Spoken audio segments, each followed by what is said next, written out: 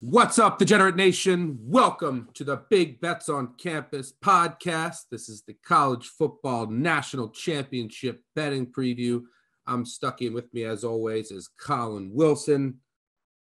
Ready to talk some SEC? Well, listen, the SEC, I think Brett's already got the tweet already queued up in TweetDeck. He's just going to add a loss and a win after this game and call it finale. Here's the final records for all the conferences and the bowls, but I'm glad we made it. I'm glad the SEC started to represent. It was great to go down to Florida, go down to Tampa, and man, I've never seen Penn State fans leave a stadium so fast. None of them wanted to shake hands or call the Hogs or do anything, but it's been a great bowl season. I'm glad that we finally made it here to the end, and I can't wait to dive in on this big one. Yeah, very strong close to bowl season. So it's been it wasn't as good as last year for me, but it's been a profitable one. So I was happy for my late recent run. And yes, congrats to your Hogs for that second half. Pretty dominant second half against Penn State. And I really have no complaints over the past week or so.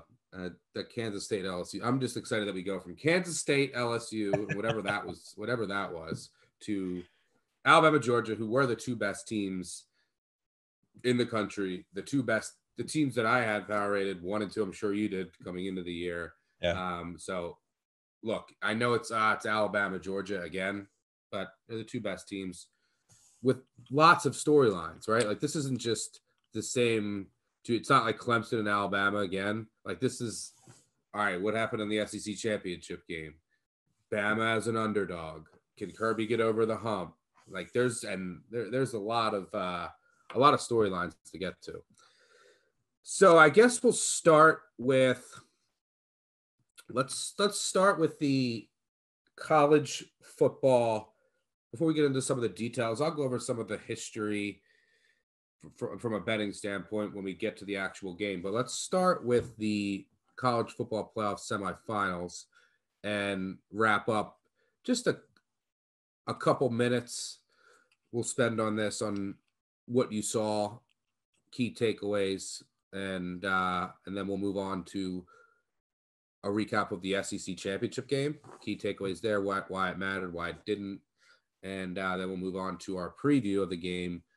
We'll talk when Alabama has the ball, when Georgia has the ball, then we'll get into our picks and talk some props, and then we have the Gambling Heisman Award, and then we will get you out of here. So let's talk those two college football playoff semifinals games. What were your key takeaways there? Well, like I said on the podcast, I thought Alabama was the easiest one to handicap with Cincinnati. I called it for an under, and that's exactly what we got. Brian Robinson, 26 carries as expected. Only one pass from Bryce Young exceeded 20 yards. It was just a real methodical game by Alabama. And Cincinnati was held without a touchdown, and they posted just 2 successful conversions and 15 attempts from 3rd and 4th down. So just dominance by the Alabama defense, but that comes at a price. And you and I will talk about injuries for this national title game, but it did come at a little bit of a price. Alabama forced 5 punts. They only allowed 4 drives across the Alabama 40-yard line. And to be completely honest with you, Stuck, with this semifinal game, I think it has no applicable meaning whatsoever other than throwing chum in the water to try to get stuff on tape for Georgia to watch, which Alabama will probably not do again. I agree. I mean, I loved Cincinnati for my number, and one of the things, I think that the game went as I expected. I said over and over again, I think I was going to come out and run, just run. And one of the reasons why I had some Alabama team total under, I said, look, there's a way here that Alabama comes out and wins like 28-3. And then, we don't hit Cincy, but we have the Alabama team total under. The thing that they came out, they had Neal playing tight end. They came out with 6 offensive linemen in that first drive, and they just said, look, we're going to use our size. And they were afraid to throw out Gardner. They were afraid to throw out Bryant. And then I was disappointed that they had a great game plan. I mean, they have a million analysts, one of the best, if not the best coach in college football history. They said, look, we're not going to throw Gardner. We're not going to throw much at Bryant. I mean, they threw Gardner 2 times, and he gave up 1 catch for -2 yards to Jamison Williams. And they said, we're going to run it. We're going to throw it, over the middle, short passes. And then I was just really disappointed that Cincy didn't make an adjustment. Like, bring your safeties down, trust your corners on islands, and then move them around. Like, take Gardner and move him around. You have to do something. And then on offense, they just weren't good enough. You had to take more shots. One of the most disappointing plays that I thought is because you were 2 touchdown underdog. You had a nice drive early in the game, and then it's like 3rd and goal from the 9, and they go play action. It's like, no, you can't run on Alabama. You don't need play action there against Will Anderson and company. They settle for a field goal, and then clearly Desmond Ridder just wasn't good enough, and Alabama's defense was up to the task on 3rd downs, and he just wasn't going to be. They weren't passing well enough on the early downs, which is what they needed to do. So, pretty dominant effort by Alabama, pretty easy under, and second half under. Yeah, definitely. I mean, it was all about standard downs, and so if you knock Cincinnati out of standard downs, they went from 10th in success rate to outside the top 100. So that was the key to the game. As far as this Georgia-Michigan, now I do think there are a couple of takeaways here, more than there was, I'd say, in the Orange Bowl. So Georgia led 27-3 at halftime, which I still can't figure out how I pushed 45 when the score was 27-3 at halftime. But they limited the Wolverines' offense to just one possession within the 40-yard line. So whatever happened in the SEC championship game, the Bulldogs were dominant on defense. Offensively, I mean, we're going to talk about this, what they got back at left tackle, from a health perspective, but they neutralized Heisman runner-up Aiden Hutchinson. They did that by A, averaging 5.4 yards per carry, but B, they allowed 1 pressure in 69 snaps, thanks to the return of left tackle Jamari Salyer. So just an absolute shutdown of the guy that finished second in the Heisman voting.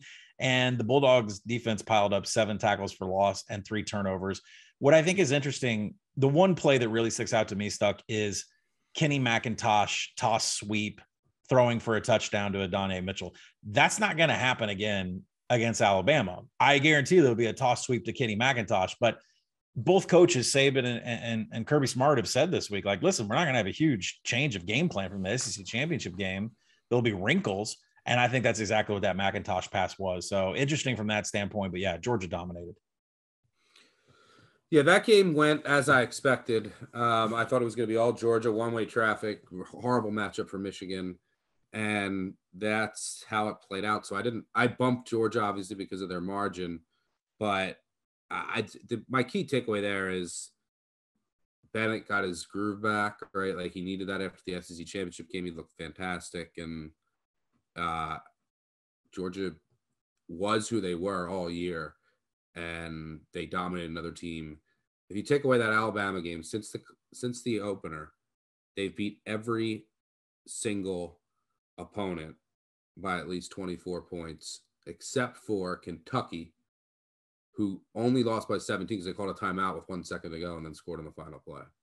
Shout out to Big Blue Nation for covering against, or pushing, depending on your number, against Iowa. So that brings us to the college football national title. But first, let me talk about the line here. Alabama, 3-point underdog, over under sitting at around, where are we at now? 50. We still at around 52. 52 and a half, most shops. Yeah. 52 and a half. And obviously this is been a lopsided head-to-head historically. Georgia hasn't defeated Alabama since 2007 when Matt Stafford was there and led Georgia to an overtime victory in Tuscaloosa. That was in Nick Saban's first year. Since then, Georgia's gone 0-7, 3-4 against the spread against Alabama, with 3 of those losses coming in the SEC championship, one of them the national championship in overtime. Some have been close. 3 were won by 1 possession, and some were not, including the last 2 that were both decided by the final score of 41-24. Alabama's not only dominated Georgia, it's dominated the SEC East. It's won 34 straight games against the SEC East. The last time they lost, 2010, against South Carolina. Georgia will look to flip all of that history and win their first national title since 1980. Alabama, meanwhile, would look to add to their trophy case and come up with their 6th national title since 2009 under Saban. Saban, by the way, 6-2 in national title games at Alabama. He also had one at LSU. He was a 7-point underdog in that game against Oklahoma and won outright. But Saban has never been an underdog in the college football playoff, which obviously means national championship, during his time at Alabama. He has been an underdog twice over the past 10 years. And what makes this so intriguing is that both were against Georgia, and he won both by double digits. And here he is again for the 3rd time, an underdog against Georgia. Since Saban has arrived in Alabama in their 8 national championships, as I mentioned, they've won 6. They're 6-2 straight up, but they're only 4-4 against the spread. Last year was the first time Alabama covered in the college football playoff era in the national title when they blew out Ohio State. The one tired angle I don't want to hear anything else about is Nick Saban over his assistants. Yes, he's now 25-1 straight up against his former assistants, 16-10 against the spread. However, that one loss did come earlier this year against Jimbo Fisher. And yes, he obviously should have a really good record against his assistants. His assistants are usually coaching much inferior teams. If you look back at those 26 games, 23 of them, Alabama was a favorite of at least a touchdown or more, 21 times a double-digit favorite, 18 a favorite of 14 or more. So that brings us to this game where Georgia is now a favorite, and you're going to hear a lot of, I have to take Alabama, I have to take Nick Saban as an underdog. Fine. It's hard to argue with that. There's only one narrative street. There's only one narrative street here. Who's got the best coach and who's got the best quarterback, right? That's it. That's a narrative. Yeah. Street. So you're going to hear a lot of that. I disagree with, and we'll give our takes on the game. But let's first recap what happened in the first game in the SEC title, where Georgia was a 6.5-ish point favorite. Alabama took a little money late, and then Alabama came out and dominated that game, ended up winning 41-24, punched their ticket to the college football playoff, and continued their dominance of Georgia.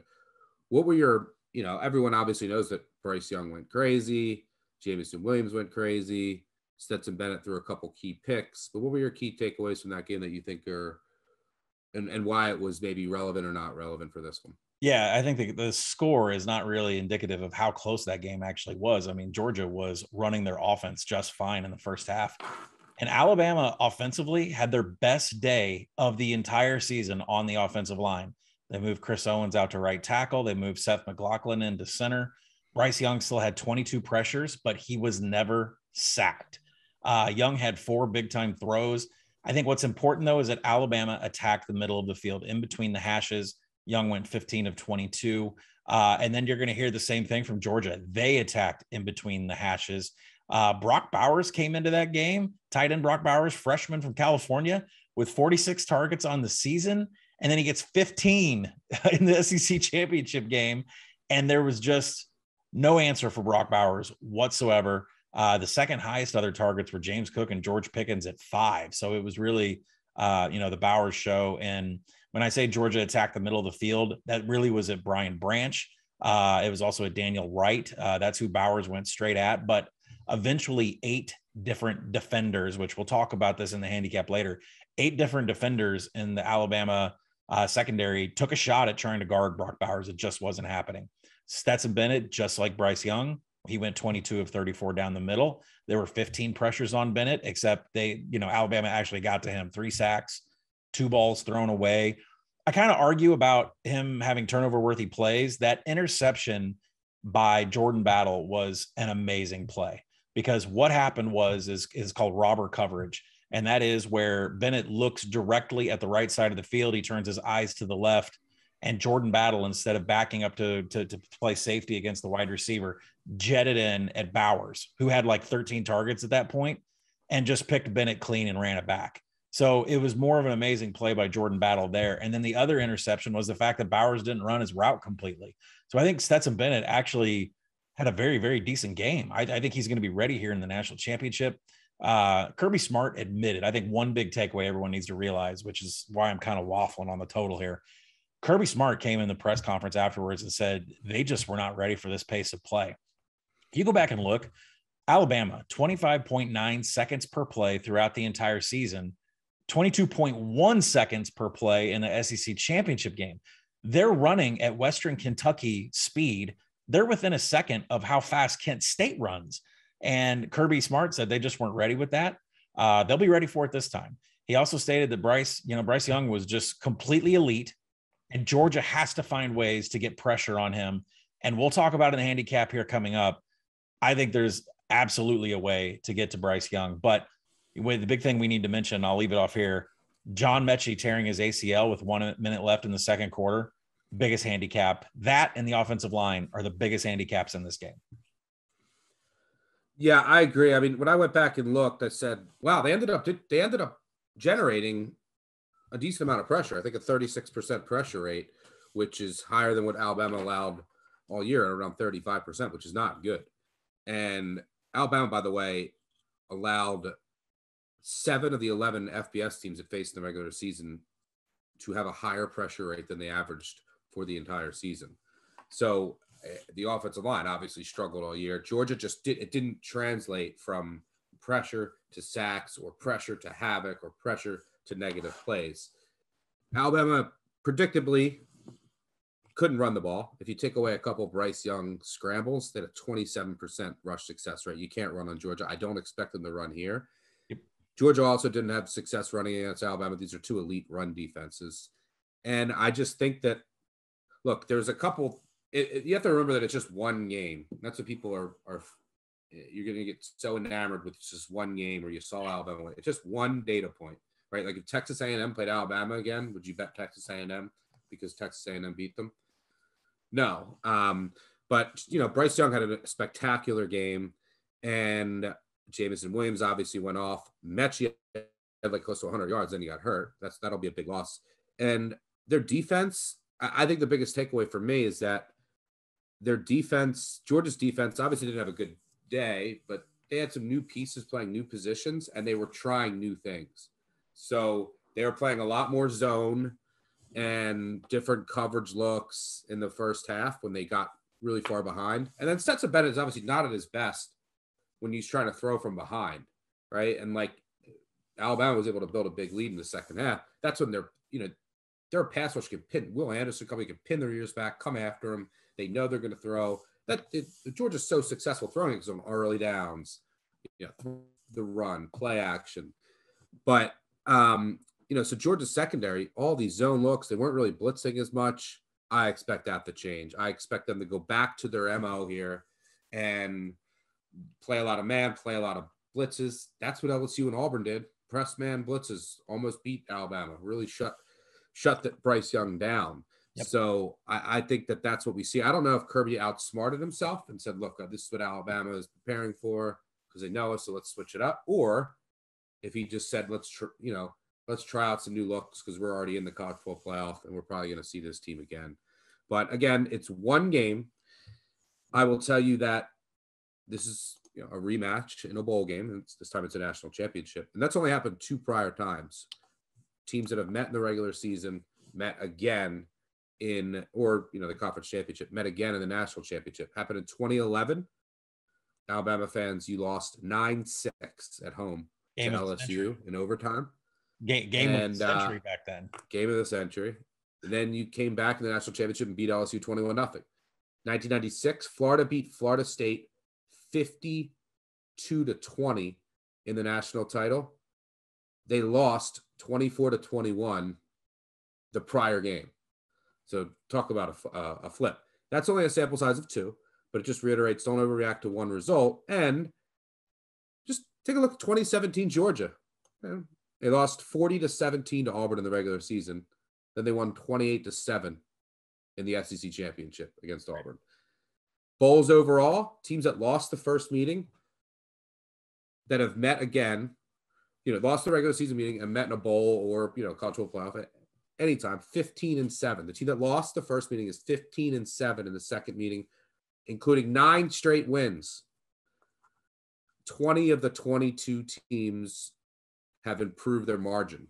The teams that lost the first game have improved their margin. So again, don't overreact. Interesting enough, in that 2011 LSU rematch, Saban had Kirby Smart on the defensive staff, and they won that national championship game, blanked LSU, an undefeated LSU 21-0. So Kirby Smart was asked about that. He says, well, I don't think it's applicable 10 years later, but we learned our lessons, and we, came back and they shut out an LSU team that was undefeated. And so, both of these head coaches, they've been in this spot before. So it's going to be quite an interesting watch. Yep. All right. So that brings us to the game. Let's start when Alabama has the ball. I'll continue my thoughts and then throw it to you.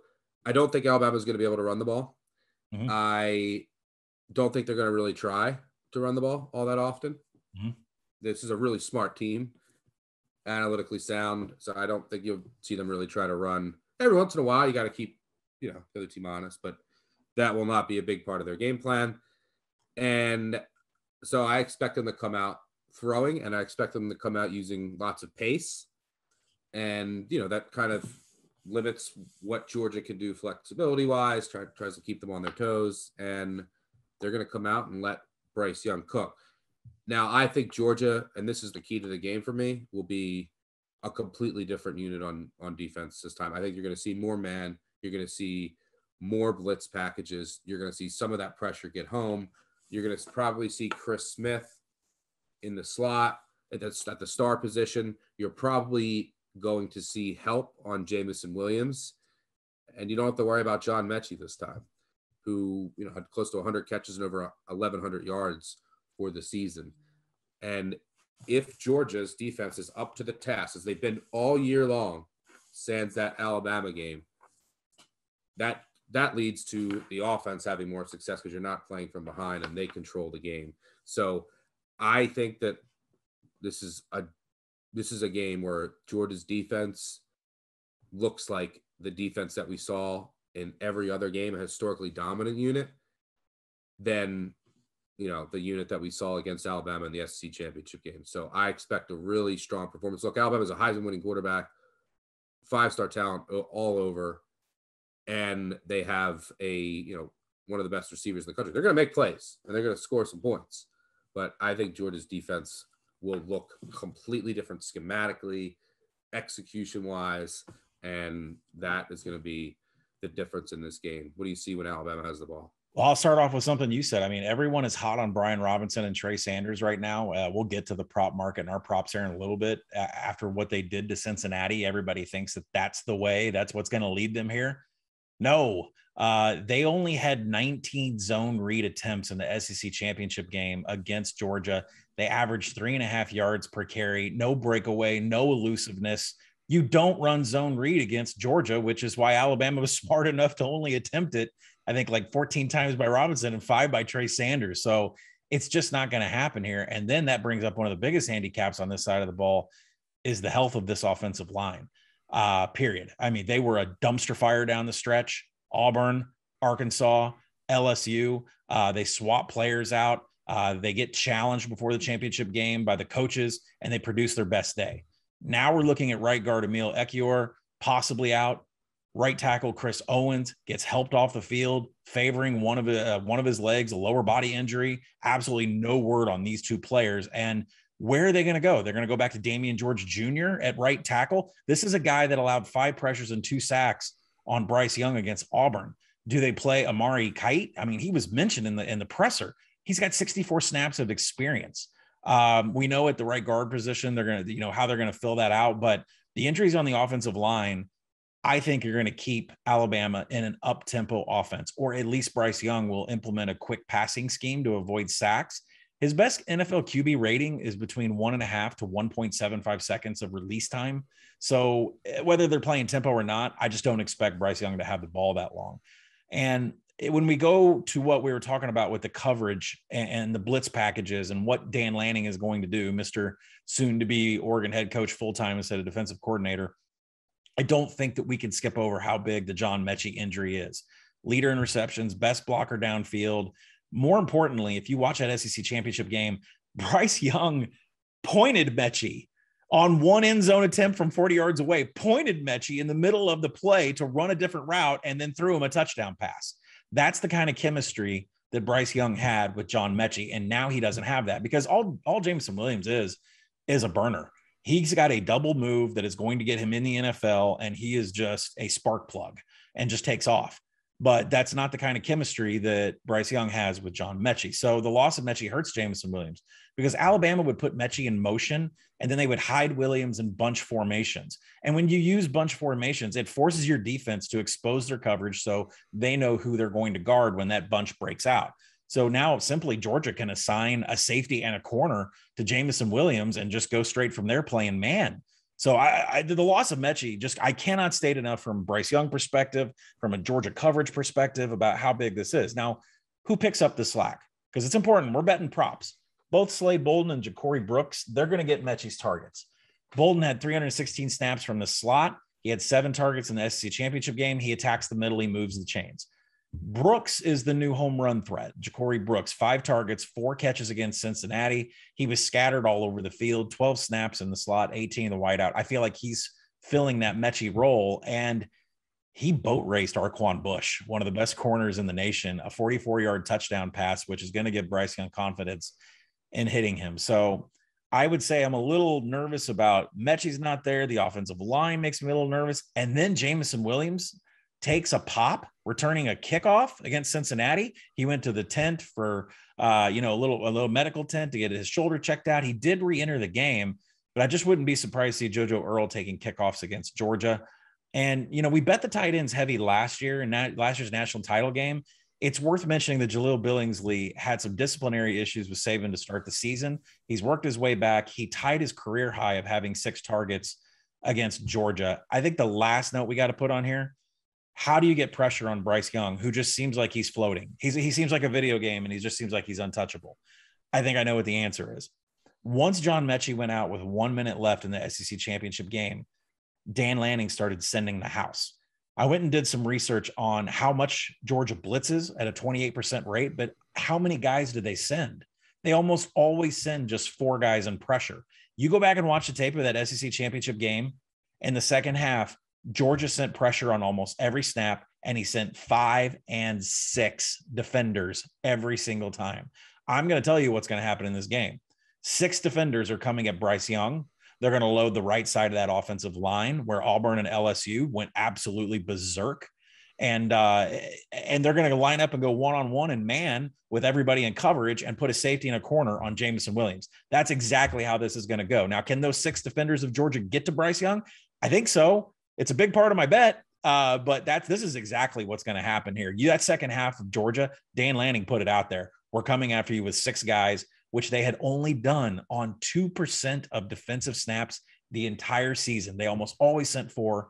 They're going to send 6, and they're going to get them. Yeah, the offensive line is a massive point by you. I mean, I think on the back end, you're not going to see any zone. You might see Ringo, their fastest corner, who can match Williams on Williams all the time. They're obviously going to have safety help too. But press man with more blitz packages, with Alabama having a potentially more vulnerable offensive line and no Mechie to rely on underneath, I think equates to a dominant day by the Georgia defense. And by dominant, I mean relative to expectations against an elite Alabama offense. And look, before we get to kind of the overall big picture, when Georgia has the ball, I think the Georgia offense, I don't think they're going to be able to get much on the ground, but I do think that Stetson Bennett will have a much cleaner game. And I think that the defense, for me, it's all about the Georgia defense. I think the Georgia defense is going to dominate this game. And because of that, they're going to be playing for a positive game script, which is favorable to Stetson Bennett and what Georgia wants to do, throwing on play action, throwing on early down, still able to run it. Alabama can't just kind of go after the quarterback without regard for anything else on passing situations. So we'll get to props. It's tough to figure out who's going to eat for Georgia. I'm sure Alabama's going to have a major focus on Brock Bowers, right? He set SEC records for tight ends on catches and reception yards and in an SEC championship game. Pickens has had huge games in the past. He didn't really get targeted much. He was coming off COVID, and he might have a big game. But there's a lot of different weapons, a lot of mouths to feed. But I expect a Georgia offense to look a lot better, mainly from just the game script. And Alabama's defense, elite against the run. They obviously can generate elite pressure. Will Anderson is special, but there are holes to attack in coverage. And I think Georgia can do so because they're not going to be forced to throw from behind. So that's everything to me comes down to what Georgia's defense will be able to do. I think it leads to success on the offense side of the ball, because that's what we saw all year, right? Like Stetson Bennett was elite when he didn't have to, that was the first time he was ever down like 2 scores and you have to throw. Georgia was playing with a positive game script the entire year besides that Alabama game. What do you see when Georgia has the ball? Yeah, I agree with a lot of what you said. We talked about Bowers, how, having only 46 targets coming into the SEC championship game, then having 15, and nobody from Alabama could stop him. Jordan Battle, 1 target, 1 receipt by Bowers for 6 yards after catch. Brian Branch, he got picked on a lot. 5 targets, 3 catches, 24 yards after catch. Kool-Aid McKinstry, who we're going to talk about here because I got an angle on him. Even he was targeted by Bowers. Bowers still got a receipt and went for 18 yards against old freshman McKinstry there. 8 total defenders couldn't stop Bowers. So I think he's a big part of your handicap in this. I think he's a big part of your props, however way you want to play it. But as for the offensive line, like we said, Jamari Saylor, he just, for him shutting down Aiden Hutchinson and a Michigan, defense that just generated 7 pressures, he's going to be able to cut in half the number of pressures Stetson Bennett had in the SEC championship game. And that's going to keep him out of 3rd and long. That's going to keep the Georgia offense from having to depend on Bennett to save them in 3rd and 12. And, the Georgia running game was back on against Michigan. And we talked about Kenny McIntosh's toss sweep touchdown. But I just don't expect a lot of, zone read out of this, because Alabama's great at shutting it down too. They're going to do the same thing that they did before. They're going to do rushing attempts from Will Anderson. They're going to attack in between the hashes with Brock Bowers. They're going to mix in Darnell Washington, who had his name called in the semifinal for first touchdown of Georgia over Cincinnati. And they're going to take advantage of Kool-Aid McKinstry, the freshman. Now, there was a play where George Pickens dominated Kool-Aid McKinstry. And Stetson Bennett doesn't throw outside of the hashes. At least that wasn't the game plan. But when he did against Kool-Aid, he had a ton of success. Now, Kool-Aid McKinstry should line up and take on Pickens, who's got about 3 inches and 20 pounds on him. So I do like Pickens in some head-to-head props. I think Pickens is going to get, if he gets 5 targets, I think he gets 2 receipts. I think he can do a little bit of damage out there against McKinstry. We need to. I love Pickens. I love big game Pickens. And I just hope that I hope, and look, I think that he looked fine out there. So the only concern is like snap count.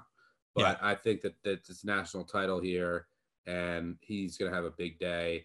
I also think did you have something else? Yeah, I mean, we really need to cover the fact that injuries are also on this side of the ball for Alabama. Josh Jobe has a turf toe. Jalen Armour-Davis is the highest graded coverage defender, but he's having a major, like a hip issue, which I heard had a setback.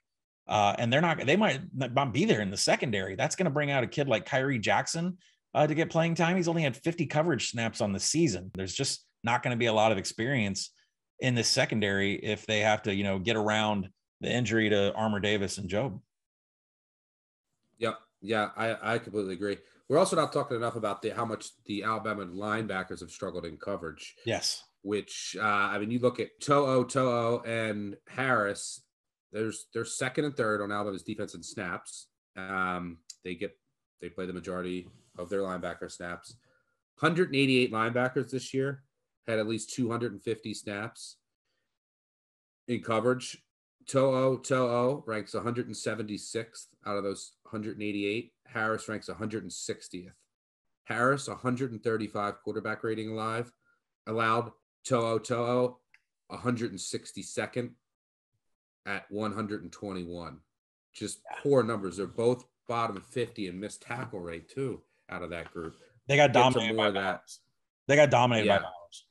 Dominated. So we'll get to more of that when we talk some props, but let's now talk just our overall thoughts on the game. So, I'm all about Georgia here. I think that they get their revenge. I have Georgia money line tied up in some pending parlays. I took Georgia plus 140 before last week to win the national title. I thought that line should have been plus 105, plus 110. I like Georgia. I make this line 4.5. And I like Georgia, anything under 3, if you can get, I like, but I prefer like a cheap money line, or if you is really what I prefer. And we'll talk market here.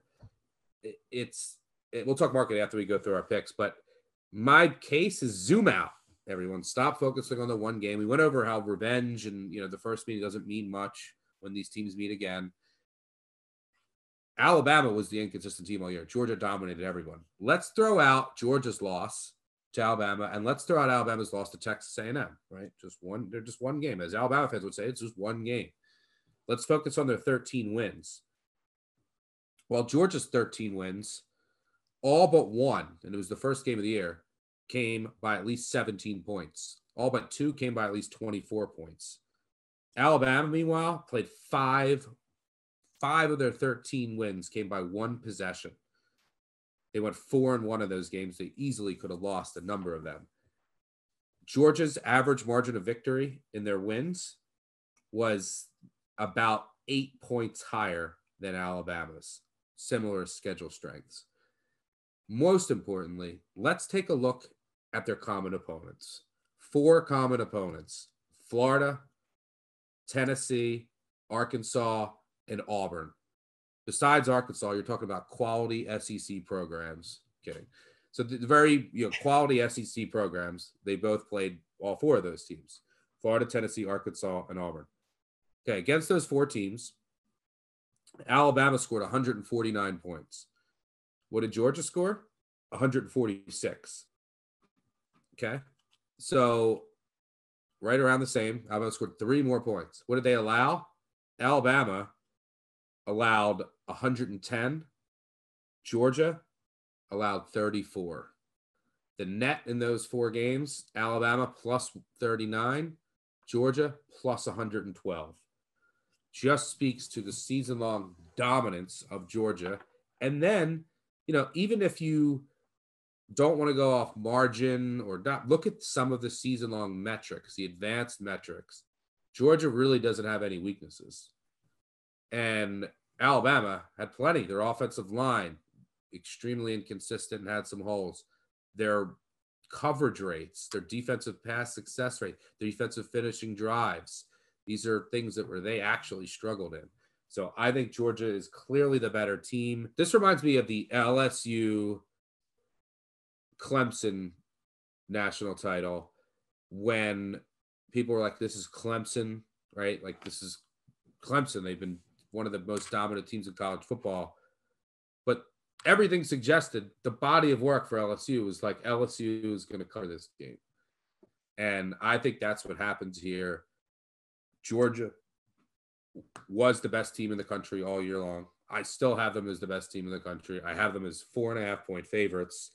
And there's a reason that any odds maker that I talk to is like, every sharp account we have is coming in on Georgia. That doesn't mean Alabama can't win. But I'm siding with the Bulldogs here. I prefer the money line to anything. And I'm curious to get your thoughts. And then also, when you share them, share your thoughts on the market, because this is a game where the public can matter, right? So it's a national championship, a Super Bowl, right? These are when the volume is extremely high and everyone and their mother is betting this game. Mm-hmm. So public opinion can matter. And I would assume that most casual bettors are going to back Nick Saban as an underdog here against a team that he just dominated. And most casual bettors are going to bet late, right? So I think that there's a better chance. Now, unless it's just overwhelming sharp money, but there's a better chance this game closes at 2.5 or comes down to 2.5 at one point and then probably gets, popped up by sharps than it is to go into 3.5. Because you also might have some sharp groups that would take the 3.5, right? Depending on what their number is. So I think that if you like Georgia and you missed like an early money line or something, I would wait. I think you'll get an opportunity at some point. And it's not like this line's going to go to like 4.5, 5, right? It's not going to take off on you. So what are your thoughts on the market and then the game? I think we'll get to props. Well, first off, let me say I'm in 100% agreement with you on everything that you said, and I am with you on Georgia -3. Now, personally, I've already thrown 2 dimes over the counter on Georgia -130 when it first opened up. There was a shop that opened up -1.5. There was another shop that had it -130. I said, there's no way it's staying at this number. Got to get it across now. And I was limited at just a couple dimes. So got it over. And now, some of the friends that you and I are going to meet up with out in Vegas that are also sharp minds, I've talked to them this week, and we've all got the same mindset. We're looking for that money line to dip below -140. And when it does, we're going to fire on Georgia as hard as we can. And what's going to happen is you're going to see the Mattress Max of the world come in and put down those $1.2 million bets on Alabama money line. And the public's going to have their say. If a 3.5 pops, which I can tell you, there's a couple sharp books out in Vegas right now that are sitting on -3, -115 on Georgia. Somebody's going to pop 3.5. And when that happens, there's just going to be an avalanche of Alabama money. So don't worry about it going to 4. And I wouldn't worry about it sticking on 2.5 too long either, because that's going to generate a lot of Georgia money. I think this game squarely ends at 3. There will be flickers a half point one way or another. But what's interesting is that they're going to take on so much Alabama money line, and they're going to take on so much Alabama money that you're probably going to get a great buy on the money line for Georgia. And usually, when you have a team that's -3, you're sitting at what, -155 to -175. That's not the case here. I'm staring at a board full of -140s to -145. So when you equate it, like, you're getting a great price on the money line on Georgia. I think that's the way you got to bet accordingly. Now, my plan when I get to Vegas, I'm going shopping. And if I see anything below -140, I'm firing. Now, if we get, you and I are going to be together for the national championship game over at the Westgate. Can't wait to see Mr. Murray. But, if I have to buy -150 at some point, I will. If I get shut out of these -140s, -145s. But I think it's imperative that you are getting a bonus for your dollar on the money line, and you're not with the spread. So officially for the Action Network, when we go on BBOC and do our live show, Georgia's the pick, and we'll do Georgia -3. But I will have at least 3 or 4 times as much money on the money line as I do on the point spread. Yep. I like Georgia here. I agree with you. I think they're the side. And I have a lot of money line exposure, like the future from last week, which is basically a money line now. And that was a great call by you. It was a great call by you to go and grab that plus, what was it, +140 on the show?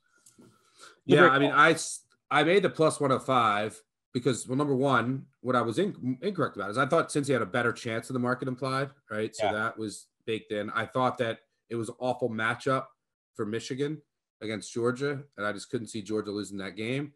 And then I knew that I made Georgia around a 4-point favorite against Alabama. And what ended up happening is Alabama won in dominant fashion, but they played the worst team, right? Like, they played the more inferior team. So Georgia got a bigger bump. Georgia got a bigger bump last week because they basically beat they won the college football semifinals by the same margin. But yeah, I mean, look at the spread. Georgia was, around a 7 to 8 point favorite. Alabama was a closer to 2 touchdown favorite. So, so now I'm at around 4.5, and I'm glad that I have some of that +140 and some more +130. Let's talk total real quick. Yeah. I'm really conflicted on the total. It is worth mentioning, since 1998, totals in the national championship. By the way, national championship really started in 1998 with the BCS era. Favorites 11 and 12 against the spread. Really no edge there. Overs 14 and 9. And that's because they've hit 6 years in a row, including, the only time they didn't hit. So Ohio State won it, and I had the future on them. That was, you probably blocked it out of your mind. Yes, Ohio State beat Oregon. Oregon beat Florida State in the semis. That's what happened. And Ohio State beat Oregon. That game ended 42-20, but it didn't go over. I think the total was like 72. And the last year, the game, we had the over, man. I had some decent numbers on there. I know a lot of people got 75. It ended at 76. So, but we're about 20 plus points lower than we were last year. I'm struggling with the total because, I mean, mainly it's just going to be no bet for me. I make it 52.5. Right. And I wanted to bet the over. I mean, look, since 1998, by the way, average of 56 points scored in the national championship combined, 66.4 combined since the start of the college football playoff in the national title. You're getting all these athletes on a fast track, right? In Lucas Oil, and you're going to get some explosive plays. And I also expect both teams to throw a lot, right? And I expect Bama to go tempo. And these are all things that would lead you to an over. But I also think the Georgia defense is going to dominate this game. And I make the total 52.5. So if I showed like a couple points, like 1 point of value in the over, and 51 and 52 are key numbers, I definitely would have went over 50.5. But that's a pipe dream getting it under 51. Yeah. So the total's a no play for me. Maybe something live, if based on what I'm seeing. For what it's worth, 15 of the 23 national championships have hit at least 55 points. What do you see with the total? Anything? Well, last year's national championship preview for me was about 8,000 words. Sad to say it was only about 5,200 words that I turned in this week. So when it came to the total, I have pure conviction in everything except for one area in this game, and that's the total. And my projection is at 51, but I feel that backing Georgia is already baked in me saying that this game is going to go under, because the expectation is I just keep remembering Bryce Young being waffled on the field against Auburn, LSU going cover zero and just blitzing the right side of that offensive line. I can think of, many times where the Alabama offensive line doesn't work. The offense doesn't work. So if Chris Owens says he's healthy, if Emil Ekiyor is healthy, yeah, I could see this being an up-tempo game like it was in the SEC championship game. But I think when you're backing Georgia, you're planning on the defense being better. And when I tell you that Dan Lanning's sending 6 guys for pressure, this could end up being a game where Alabama doesn't score very much. So keep your eyes on the offensive line. That offensive line gets healthy. I want to take the over. Now, there's other reasons that I do want to take the over, and really it's the referees. It's an ACC crew. You guys can read about it in the National Championship preview that I post up. The guy that is calling. I hope it's not the guy from the Tennessee game. Yes. The guy that is calling this, the head official, has, I believe, he averages more than 2 personal foul penalties per game. He has the 3rd highest pass interference rate per 100 snaps. So it was his 2 biggest in the nation. He's ranked 9th of all FBS and FCS referees. The official that's calling this game is 9th in defensive penalties. His specialty is personal fouls and pass interference at an extremely high rate. And I believe he averages about 135 yards of penalties per game. So what does that mean to the total? It means there's going to be a lot of free yards, a lot of hidden yards, a lot of available yards getting scooped up and putting teams into scoring position. That doesn't mean that it's going to favor Georgia one way or that it's going to favor Alabama one way, but the secondary is going to get flagged for pass interference. If anybody lowers their head, personal foul and targeting is coming. And so these kinds of things shift momentum, and then the over will hit. Now, something else that kind of bugs me about taking the over is that these 2 teams are sporadic in scoring. It comes in flurries. There was only 3 points scored in the first quarter of the SEC championship game. Yeah, we had people calling the voicemail saying, you can't believe you bet this over. Yeah. There was 7 points in the third quarter of the SEC championship game. So what does that tell you? That Nick Saban and Kirby Smart's plans work, and then adjustments have to be made in the second and fourth quarters because that's when the offense starts to thrive. So for me, I'm going to set the total out because I believe my Georgia bet indicates that I'm betting on the under. I'm going to look for this live.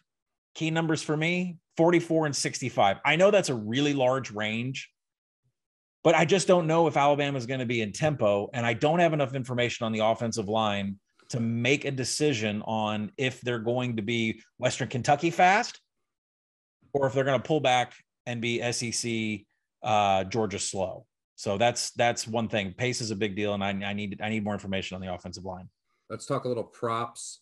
I mentioned the struggles of the Alabama linebackers and how poor they've been in coverage. They've had some issues elsewhere on the back end. Tight ends against Alabama, and they played some teams that just don't use tight ends at all, like Tennessee, Mississippi State. I don't even think has a tight end on the roster. But if you remove Mississippi State, which doesn't have a tight end, 8 of the 12 tight ends that they faced surpassed their season averages in catches and reception yards. Look at your boy Arkansas. Yeah, he had 3 catches for 47 yards and a touchdown. The rest of the year, all other games, he averaged less than a catch and 10 yards per game. Bowers, 10 for 139 and a touchdown against Alabama. All the games, he averaged about 3 and 55. So, there was a number of guys that just had huge days and then didn't do anything the rest of the year. They didn't face like elite tight ends. Now, so your natural thing would be like, let's go Brock Bowers. I don't hate it because Alabama really will probably have a game plan and focus on him, right? They're not dumb. So he might be a little inflated. I also think Jameson Williams, by the way, his numbers will be inflated, and Georgia's going to focus on him, right? And there's no Mechie. So you might have, I think there's going to be some value on some of the other Alabama receivers if you want to go over. I think that there's going to be, I think Bowers will probably be a little inflated. I like a lot of the props for the Georgia running backs not running the ball, catching the ball.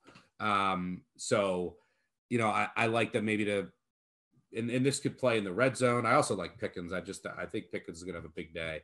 But I think the Georgia running back reception yards is something I'm going to be focusing on because I think that Alabama is going to be really focused on stopping Bowers, especially in the red zone. I think that the running backs can take advantage. Other than that, it's hard to know who's going to get Georgia has a lot of weapons. Billingsley is attractive to me from Alabama, maybe for a touchdown or over his yards. I also think that if I can get Stetson Bennett over on, his total yards, I don't know if it's out yet. Maybe it'll be around 240 yards, something under 250. I might like to go over there. So those are some of my thoughts. What are you looking at from a prop perspective? I split a unit up into 4 quarters for first touchdown. And it's a lot of what you and I have talked about. I've got 2. You can read the National Championship piece out at Action Network to talk about coin flips, what these coaches like to do, who we expect to get the ball first, because that plays into first touchdown. And so I split it. I got 2 players for Alabama. I got 2 players for Georgia. For Georgia, it's pretty easy. That's all we've talked about is how they get torn up in between the hashes. So my first touchdowns, a quarter unit went to Brock Bowers at 7-1, and a quarter unit went to Darnell Washington at 50-1 out there, especially since he was the first person to score a touchdown against Cincinnati. And then he never got another look. And I think he never got another look because they're saving him for this game. Alabama's going to be pinned back waiting for Bowers. So Darnell Washington, 50-1, I take that all the way up to 35-1 for first TD. My 2 Alabama players, Jameson Williams, I think you just have to take. It's kind of like when you're a craps player and you play the come line, and if somebody craps out, then you get paid back that money off of the come line. You have to play Jameson Williams because he's so explosive, and with that double move, even in man coverage defended by 2 guys, he can take one to the house from anywhere on the field. And his 5-1 can cover up your other quarter bets that you're going to put out there. So I think if you're going to split up your first TDs, you got to throw Jameson Williams in there. But the other one is Cameron Latou. I've seen him 20-1. I've seen 25-1 out there. They targeted Cameron Latou. They completely shut him down after he made a mistake in the red zone, dropping passes against Arkansas. He never saw another look. Now, all of a sudden, he's getting attention again. He's getting looks. And if Alabama is going to attack the middle of the field again, that is all Cameron Latou. And we've already mentioned it. Trey Sanders and Brian Robinson, they're a non-factor in this game. No zone reads, no red zone attempts.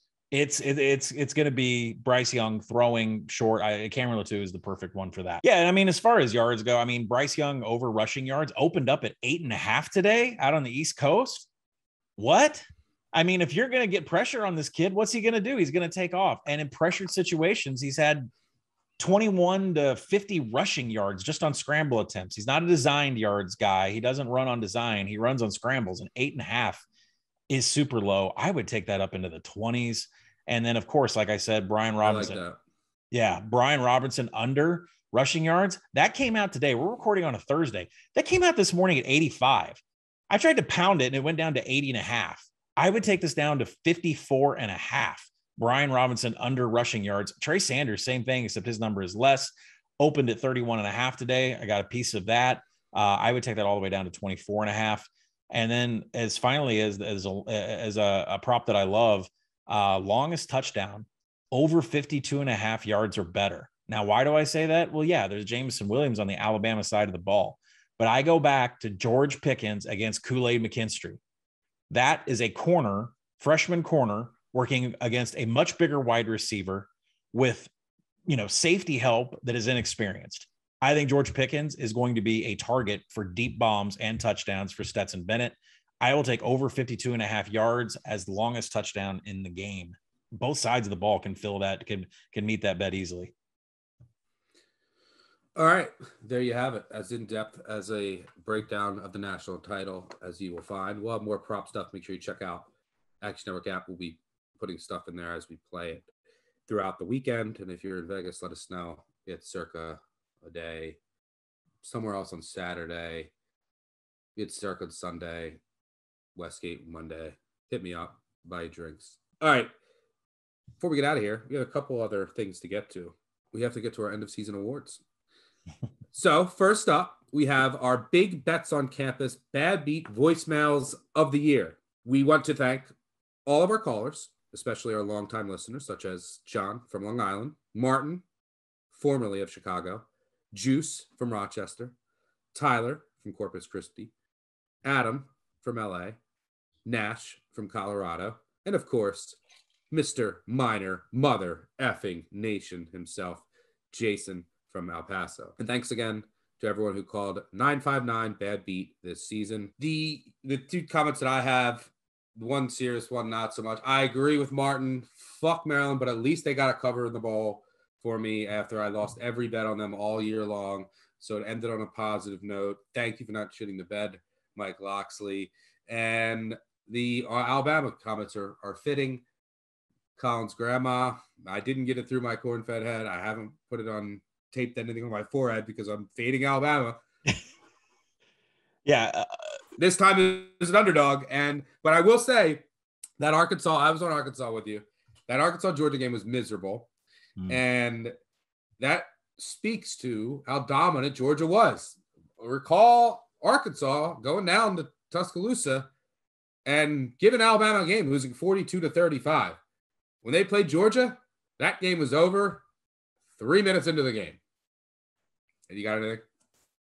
I just don't. I'm not really looking forward to hearing from Grammy on the West Coast Tuesday morning if Alabama wins this. It'll be like one of those 4:30 a.m. phone calls, and she'll be like, "I thought I told you. I thought I told you. Nick Saban this. Nick Saban. Oh boy! Now that we've listened to the voicemails of the year." That's going to be just the worst feeling ever, is that 4:30 a.m. Vegas call. So looking forward to it, Grammy. All right. And finally, we can't end the show before we present the most prestigious award in all of college sports. I'm talking, of course, about the 4th annual presentation of the Gambling Heisman Trophy, presented annually by the Action Network Gambling Heisman Trust. We begin by honoring our past recipients. 2018, Trevor Lawrence, Clemson. 2019, Lynn Bowden Jr., Kentucky. 2020, Drew Plitt, Ball State.